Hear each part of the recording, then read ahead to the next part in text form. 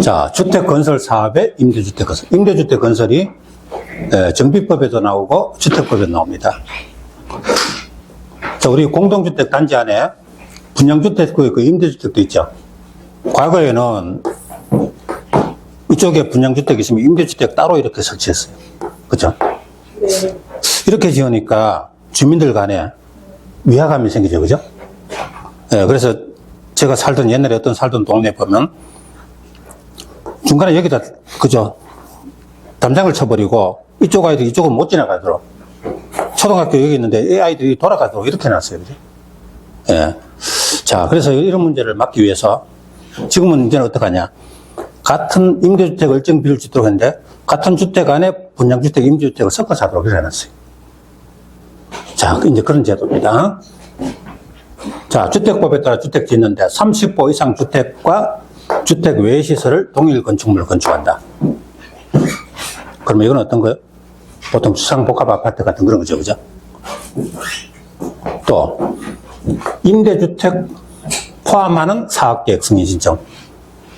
이런 거 할 때는 용적률을 완화해 줄 수 있다.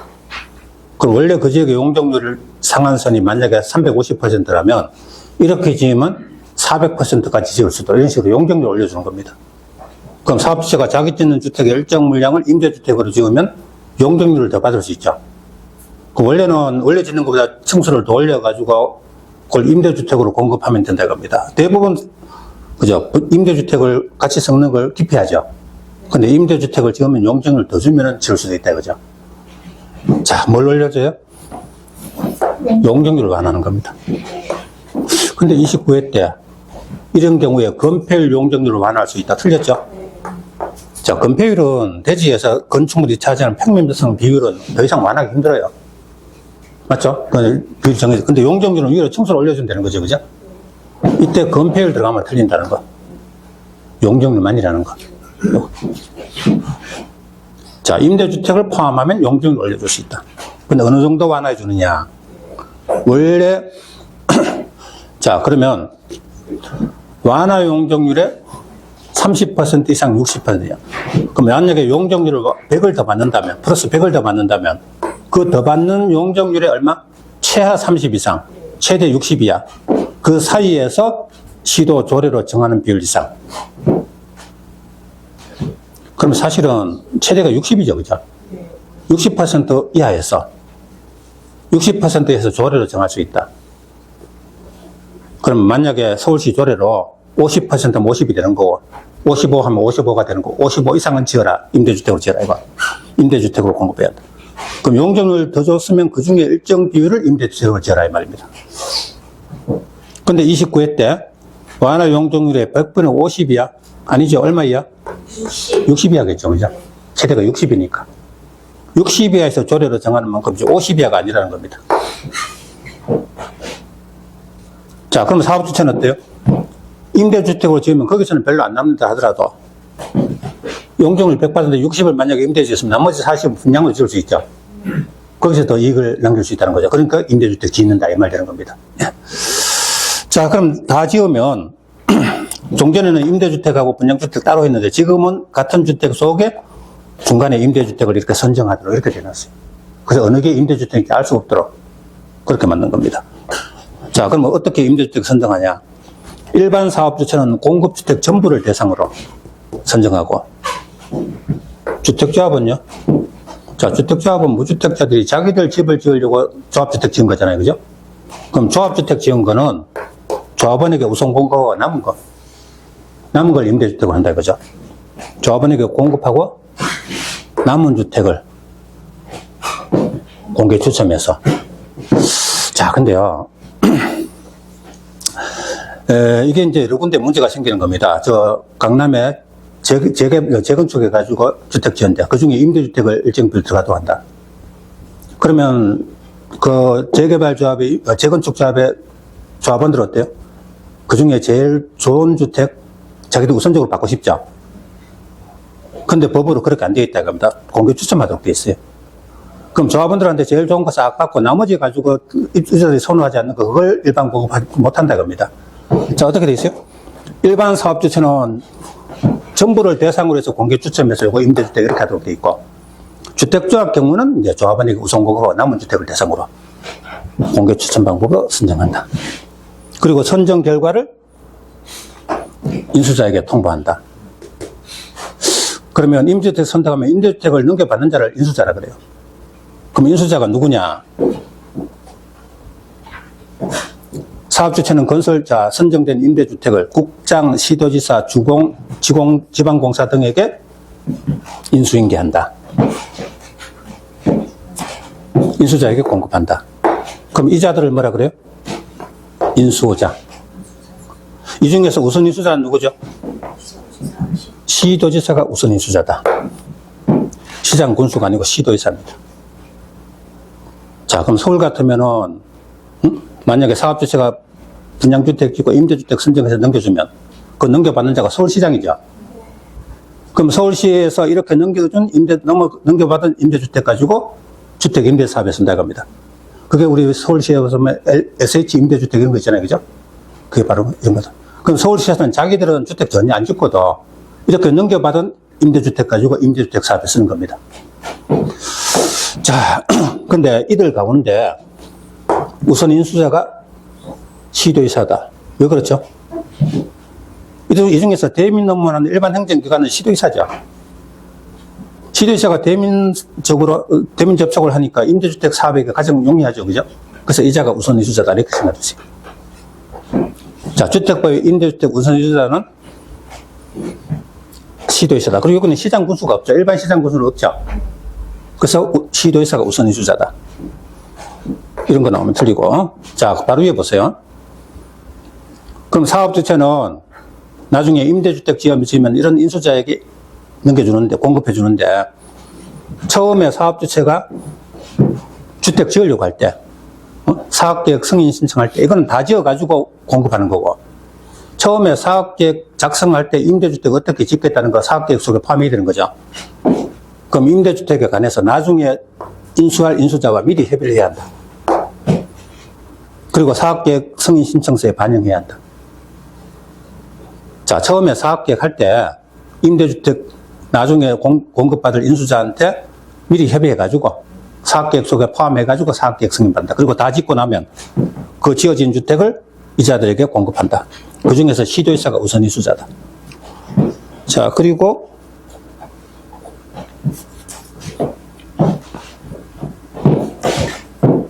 자, 사용검사 받고 그 다음에 준공인가를 받습니다. 그리고 인수자에게 등기를 촉탁 신청해야 한다. 인수자에게 넘겨준다 이거죠. 야, 여기까지 한번 볼게요. 자, 17쪽에 맨 밑에 보세요. 사업주체. 용적률을 완화 적용할 수. 자, 첫째 주 임대주택 건설 공급. 임대주택 건설 공급할 때는 다음들 맨 끝에 용적률을 완화할 수 있다. 용적률 동그라미. 위에다 건폐율 X. 건폐율을 완화하는 거 아니죠? 완화된 용적률의 100분의 30 이상 100분의 60 이하. 그럼 100분의 60 이하 할 때 60의 동그라미. 100분의 60 이하죠. 자, 밑에다가 100분의 50 이하 X. 100분의 60 이하죠. 그 범위 안에서 조례로 정하는 비율 이상. 임대주택 공급. 자, 그 다음 18쪽 임대주택 선정 방법. 사업주체, 일반 사업주체는 주택 전부의 동그라미, 전부를 대상으로 공개 추천. 그리고 관로 속의 주택조합은요, 조합원에게 공급하고 남은 주택, 그걸 대상으로 선정. 자, 그리고 3번에 인수자. 인수자가 누구예요? 여러 가지 있죠, 그죠? 그 중에 우선 인수자가 누구죠?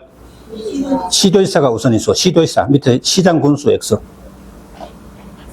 그 일반 시장 군수가 아니고 시도지사입니다. 그럼 경기도 같으면 도지사가 우선 인수자고, 서울 같으면 구청장이 아니고 서울특별시장이죠.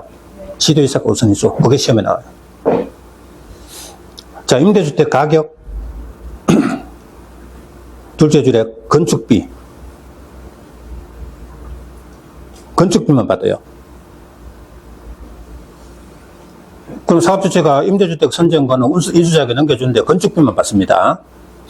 그럼 토지 가격은 안 받죠. 오른쪽에 부속 토지는 인수자에게 기부 체납.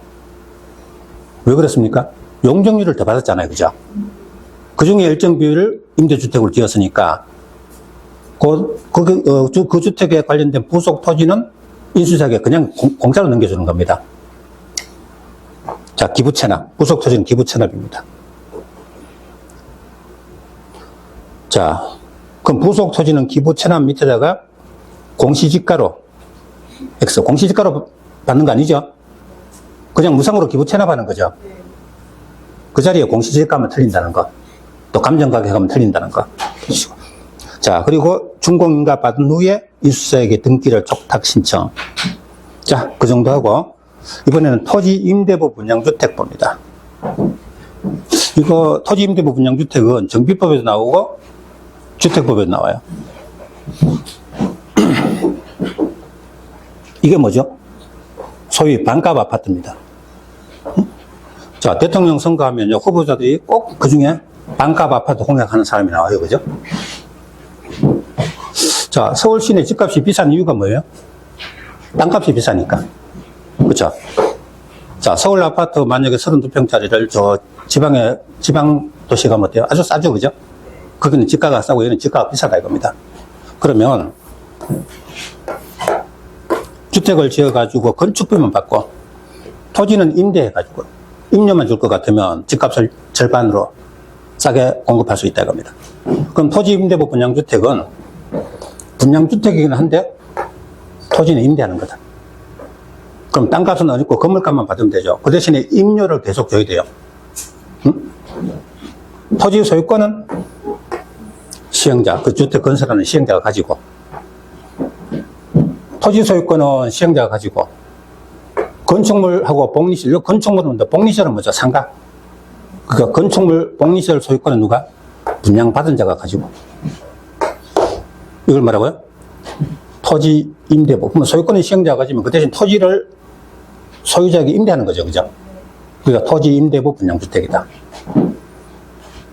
그 토지 임대차 기간이 몇 년이냐? 40년이네. 그럼 주택 수명을 한 40년 정도 본다는 거죠. 그죠? 그동안에 소유권은, 토지 소유권은 시행자가 가지고, 그러면 시행자가 계속 임료를 받는 거죠. 근데 33회 시험 때 50년이네. 틀렸다. 40년입니다. 50 나왔어요. 자, 근데 만약에 이 기간이 끝났다. 근데 아직 주택은 좀 멀쩡하다. 그럼 기간을 좀 갱신할 수 있다는 거죠. 자, 소유자의 75% 이상이 갱신을 청구하는 경우에는 갱신할 수 있다. 75%면 얼마예요? 4분의 3이죠. 3분의 2 이상 아니죠? 33. 자, 계약 기간은 40년이 절대가 아니고 그 후에 좀 갱신하고 싶으면 50년으로 갱신할 50년으로 갱신할 수도 있고 30년으로 갱신할 수도 있잖아요. 그죠? 그러니까 75% 이상이 청구하면 갱신할 수 있다. 자, 이렇게 토지에 대해서 임대차 계약 체결하면은 그 토지 위에 지상권 설정된 것으로 본답니다. 지상권 설정. 그렇죠. 그러면 주택 분양받은 자는 이제 토지 임대료를 계속 줘야 되잖아요. 그죠? 월별 임대료 원칙입니다. 매월 임대료 주는 것. 분기별 해서 틀렸다. 분기별이면 1년에 4번이죠. 그죠? 분기별이 아니고 월별, 매월 지급하는 걸로 이렇게 되어 있습니다. 자, 그리고 토지 임대료를 보증금으로 전환하려는 경우에는 이자율은 은행의 3년 만기 정기예금 평균 이자율 이상. 이거는 33회 때 그냥 맞는 질문 나왔어요. 정상적으로 공부해서 맞추기 어려운 거는 나오면 거의 10개 중에 9개 이상 다 맞는 겁니다. 그죠? 자, 이런 처음 보는 거 나오면 그냥 거의 다 맞다 하고 넘어가면 돼요. 자, 그리고 토지 임대부 분양주택을, 자, 보세요. 이거 반값 아파트인데 집은 내 건데 땅은 내 거 아니죠? 그럼 이거 다른 사람한테 팔리면 잘 팔립니까? 그러면 그 집 살려고 하는 사람 가보니까 집만 사는 거고 땅은 내 거 아니고, 그럼 앞으로 몇 년 남았으니까 40년 중에 20년밖에 안 남았다. 그죠? 그럼 20년 지나면 들어가서 20년 사고 나면 다 없어져요. 우리나라 사람들이 별로 손 안 하죠. 그죠? 우리나라 사람들은 자기 집 가지고 있다가 나중에 살기 싫으면 팔고 좀 더 돈 더 받고 팔고 이걸 원칙으로 합니다. 이걸 원해요. 근데 토지임대부 분양주택은 그 기간 끝나고 나면 건물은 다 없어지고 땅도 내 거 아니고 그냥 빈손으로 나가야 됩니다. 그래서 별로 선호하지 않아요. 근데 이걸 또 팔려고 하면 살려는 사람도 잘 없어요. 그죠? 자, 그거 사면 나중에 팔지도 못하는데. 자, 이때 만약에 토지임대부 분양주택을 팔려고 하는 사람은 주택공사에 매입 신청하면 된다. 그럼 주공에서 그거 사준다 이거죠. 시도지사에게 매입 신청한다 틀렸죠? 아까 왜 임대주택과 선거 우선 인수자는 시도지사였죠. 근데 토지임대부 분양주택 매입 신청은 누구에게? 주공이죠. 시도지사가 아니고 주공이죠. 그죠? 네, 그런 거. 자, 이게 토지임대부 책 한번 보죠. 18조. 자, 토지임대부 분양주택 옆에다가 이거 적어둬요. 아까 요거. 토지 소유권은 시행자. 건축물 소유권은 분양받은 자. 이게 저 앞에 용어정이 저 앞에 있는 건데 여기서 같이 봐두자 이겁니다. 토지 소유권은 시행자. 건축물 소유권은 분양받은 자가 가지는 주택. 이걸 뭐라고? 토지 임대부 분양주택. 자, 그 밑에 토지 임대차 기간 몇 년 이내? 40년 이내. 밑에 50년 이내 X. 그 시험 나왔어요. 다음, 소유자 75% 이상이 갱신 청구. 자, 토지 소유자 75% 이상이 청구. 그때는 40년, 자, 갱신할 수 있다죠. 75% 이상 밑에다가 3분의 2 이상 X. 그렇게 또 시험 나왔어요. 자, 그리고 맨 밑에 2번에 임대차 기간 동안 지상권이 설정된 것으로 본다죠. 지상권. 자, 19조. 임대료. 토지 임대료죠. 월별 임대료 원칙. 자, 밑에 분기별 X. 분기별이 아니고 월별이죠. 자, 그 다음에 이번에 임대료를 보증금으로 전환하려는 경우 이자율은 은행의 3년 만기 정기 예금 평균 이자율 이상 쭉쭉쭉 꺾고 5 맞는 걸로 나온다. 이거는 나오면 맞는 걸로 나옵니다. 자, 그리고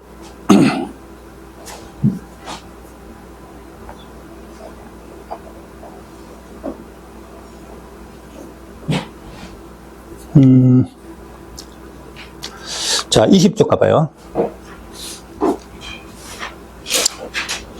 뭐 다른 건 놔두고 넘어갑시다. 자, 주택 자금으로 가보죠. 주택 건설 자금.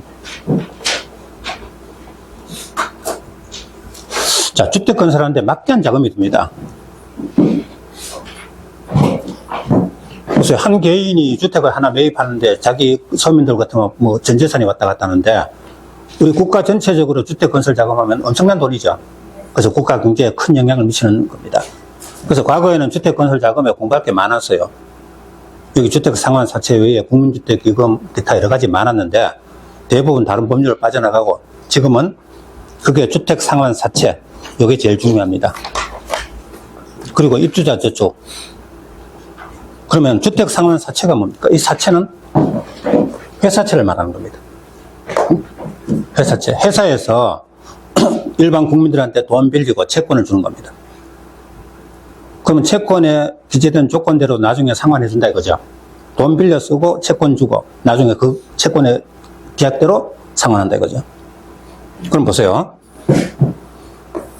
어떤 건설업체가 주택 상환 사채를 매각합니다. 그럼 매입자는 누구죠? 일반 국민들이죠. 자, 그 매입합니다. 그럼 이 사람들 돈이 들어가고 채권을 가져가요. 그럼 채권이 기재된 상환기간 돼서 상환하는데 돈으로 상환하는 게 아니고 이자가 건설한 주택으로 상환하는 겁니다. 그래서 주택 상환 사채죠. 자, 이 주택 상환 사채를 잘 운용하면은 발행자와 매입자가 서로 윈윈을 할 수 있다. 왜 이익이 되죠? 중간에 금융기관이 빠졌죠. 그죠? 사실은 금융기관이 주택 건설할 때 돈을 빌려가지고 주택 건설해서 그러면 이거 빌려주면 이자 물어야 되잖아요. 그죠? 근데 주택 공급받는 자에게 직접 돈을 빌리면 어떻게 돼요? 금융기관이 이자 안 줘도 되죠. 그럼 발행자는 좀 더 좋은 조건으로 싼 이자로 돈 빌릴 수 있고, 매입자는 좀 더 좋은 조건으로 주택을 마련할 수 있다. 그죠? 이게 바로 주택 상환사채입니다. 누가 발행합니까? 주공하고 등록사업자가 발행합니다.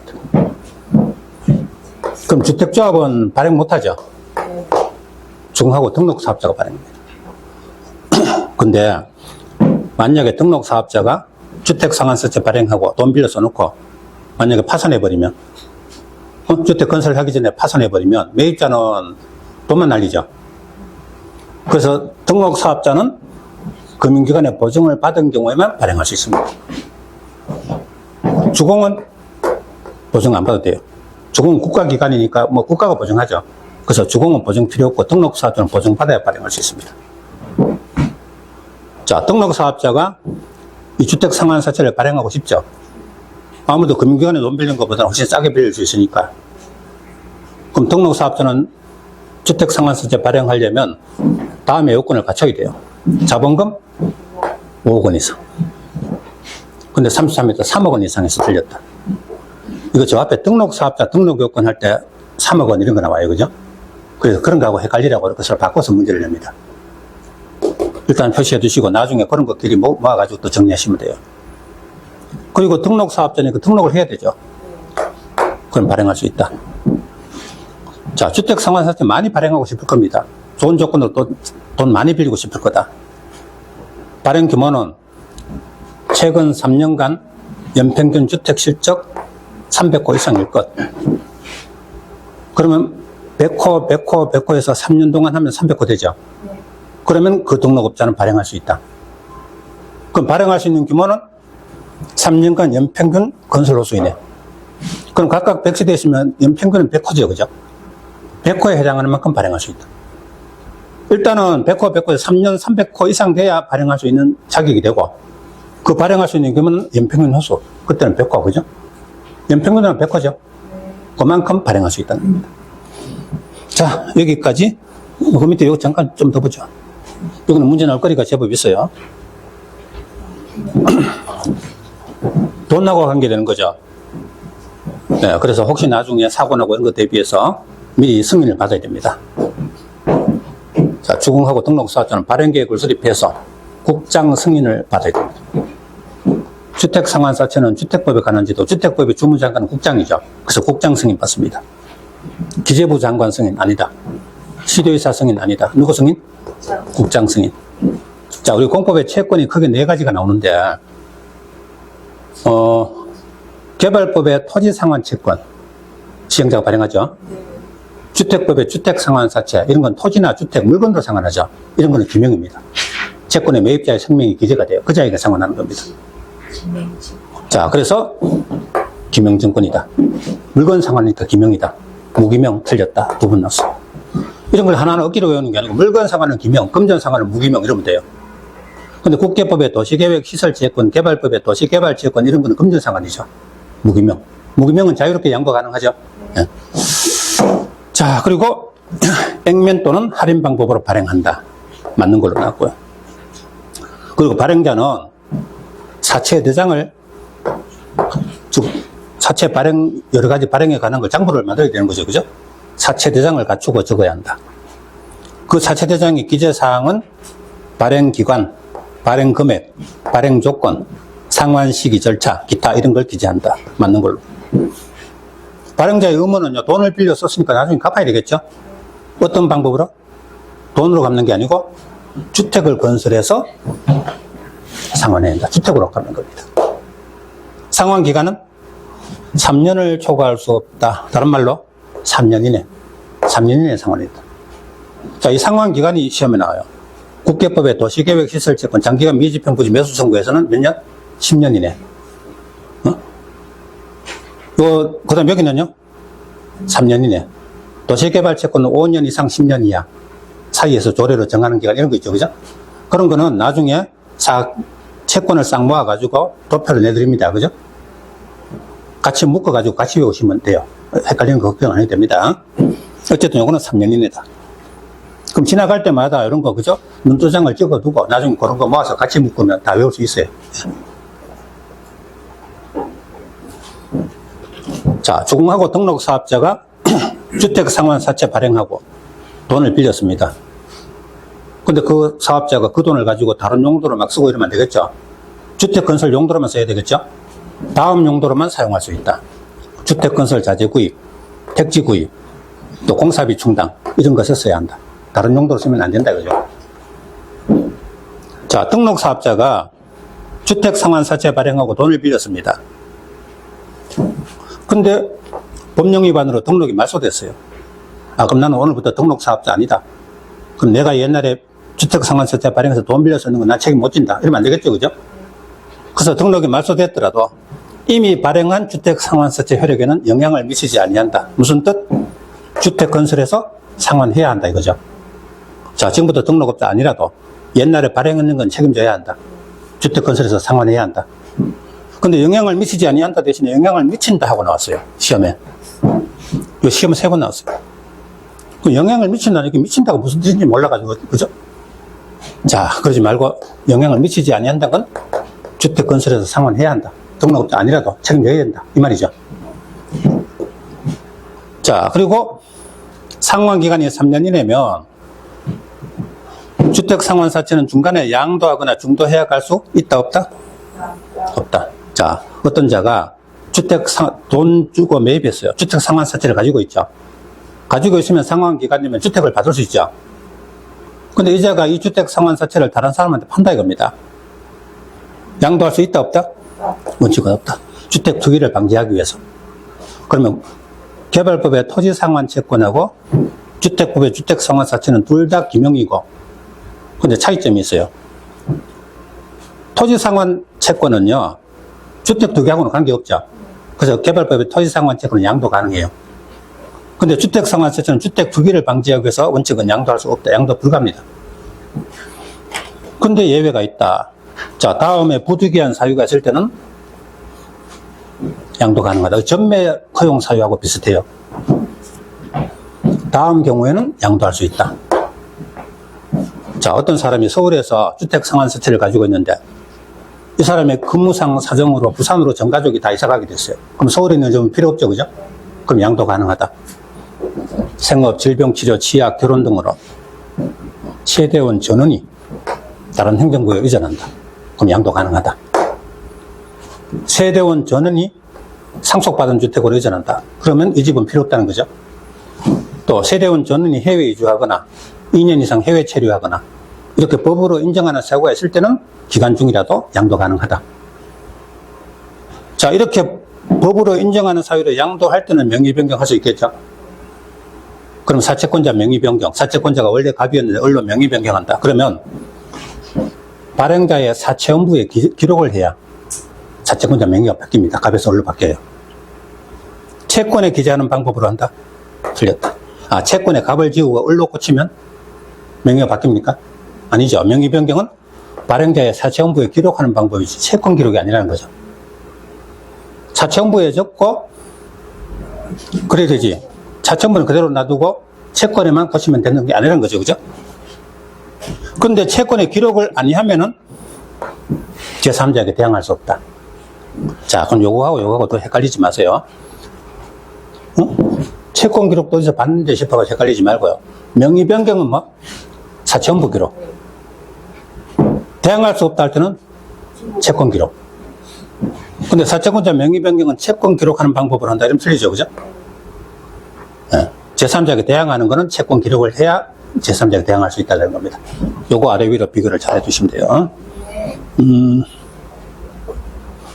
그 다음에 주택상환사채에 관해서는 이 제도가 주택법에 의한 제도죠. 그리고 주택법에 1차로 적용합니다. 그럼 주택법에 정한 거 외에는 상법. 회사채잖아요. 그죠? 그러니까 상법입니다. 상법 중 사채 발행 규정을 적용한다. 상법이 우선 적용된다. 맞아요? 이게 우선이 주택법 우선이죠. 그러니까 회사채에 관한 거니까 일반법은 상법이죠. 그러면 회사채지만 주택법에 특별히 따로 정한 게 있어요. 이게 특칙이죠. 그죠? 그럼 주택법 우선 정한다. 근데 시험에는 상법이 우선 적용된다 해서 틀렸다. 시험에 나온 적이 있어요. 자, 시험에 나올 거리가 좀 있습니다. 한번 볼게요. 21쪽 발행자 누가 발행하죠? 주공, 등록사업자. 주택 상환 사채를 발행. 자, 그 밑에 주공 밑에다가 주택조합 X. 주택조합은 발행자 아니죠? 자, 그 다음 등록사업자 발행 요건. 자본금 5억 원 이상. 밑에다 3억 원 이상 X. 5억 원 이상이죠? 3억 원 이상 틀렸다 시험 나왔어요. 그 다음에 등록 한자. 또 3년간 연평균 300세대 이상. 이거는 3년간 연평균 300세대 이상이니까, 이건 제가 아까 그 말을 잠깐 예를 잘못 들었어요. 3년간 연평균 300세대니까요. 300세대, 200세대, 400세대. 그럼 연평균 하면 300세대 되죠? 그때부터 발행할 수 있다는 겁니다. 그죠? 아까 100세대인데 그건 예를 잘못 든 거고, 300, 200, 400 하면 평균 하면 300세대 이상 되잖아요? 그때부터 발행할 수 있다. 그럼 발행 규모는 연평균 호수니까 그때는 300세대, 그죠? 이런 식으로. 등록 사업자는 보증받은 경우에만 발행할 수 있다. 주공은 보증 필요 없죠? 네. 등록 사업자 밑에 주공 X. 발행 규모는 최근 3년간 연평균 건설 호수 이내. 4번에 기명증권이죠. 밑에 무기명 X, 기명. 기명증권은 주택상환사채 바로 위에다 하나 더 적어요. 토지상환채권. 토지상환채권도 기명이죠. 오른쪽에 명의 변경. 어떤 방법? 사채 원부 기록 방법. 사채 원부 기록 방법 줄자 끄시고 밑에다가 채권 기록 X. 명의 변경은 채권 기록에서는 안 되죠. 사채 원부 기록입니다. 근데 채권의 기록 아니하면 대항할 수 없다. 대항할 수 없다 할 때는 채권 기록입니다. 그거 헷갈리지 않도록 해주시고. 그 다음에 22쪽. 액면 또는 할인 방법으로 발행. 양도 중도해야 갈 수 없다. 이게 원칙이죠. 근데 예외. 자, 해외 이주 등 이때는 양도 가능. 자, 발행 계획 수립 국장 승인. 누구 승인요? 국장 승인. 자, 발행자의 의무는요. 주택 건설하여 사채권자에게 상환하여야 한다. 자, 상환 기간은 몇 년요? 3년을 초과할 수 없다. 다른 말로 3년 이내. 자, 그리고 그 밑에 관로 3번은 제 위에도 나왔는 말이죠. 예, 6번 갑니다. 등록 말소된 경우에도 이미 발행한 주택상환사채 효력에는 영향을 미치지 아니한다. 자, 영향을 미치지 아니한다. 줄자 끄시고 무슨 뜻이죠? 이퀄해서 주택 건설하여 상환하여야 한다. 이 말이죠. 여기서 영향을 미친다 하면 틀립니다. 자, 영향을 미친다 X. 영향을 미치지 아니한다에 맞습니다. 자, 법 적용은 어떻게 돼요? 이 법은 주택법이죠. 이게 1차로 적용합니다. 외에는 상법 적용. 자, 밑에다 적어요. 상법이 우선 적용된다. X죠. 그게 시험 나왔어요. 상법 우선 적용 아니죠. 주택법 우선 적용이죠. 자, 이게 주택건설 자금입니다. 넘겨보시고 23쪽에요. 용도. 주택상환사채 납입금. 다음 용도로만 사용할 수 있다. 어떤 거예요? 택지구입, 자재구입, 공사비 충당. 즉 주택건설 용도로만 사용하라는 거죠. 자, 그 다음에 입주자 저축인데요. 이거는 이번 탐에 하지 않겠어요. 입주자 저축이 옛날에는 청약 저축, 청약 예금, 국민주택, 민영주택 이런 거 있었죠. 그죠? 그때는 문제가 되는데 지금은 통합돼 있잖아요. 그죠? 그래서 시험 낼 거리가 별로 없어요. 근데 다만 최근에 시험에 한번 나온 적이 있는데 그건 나중에 문제풀이 할 때 한 번만 보셔도 돼요. 예. 자, 그 정도 하고 주택의 공급으로 갑니다. 자, 24쪽에 공급의 동그라미 해봐요. 종전에는 주택법이 주택의 건설, 공급, 관리 세 파트였는데 지금 관리는 공동주택관리법이 만들어져 빠져나가면서 건설하고 공급만 보시면 돼요. 그럼 중개업자한테 더 중요한 거는 건설보다 공급입니다. 맞죠? 공급하는 과정에 중개업자가 개입할 일이 많거든요. 그죠? 자, 그래서 공급.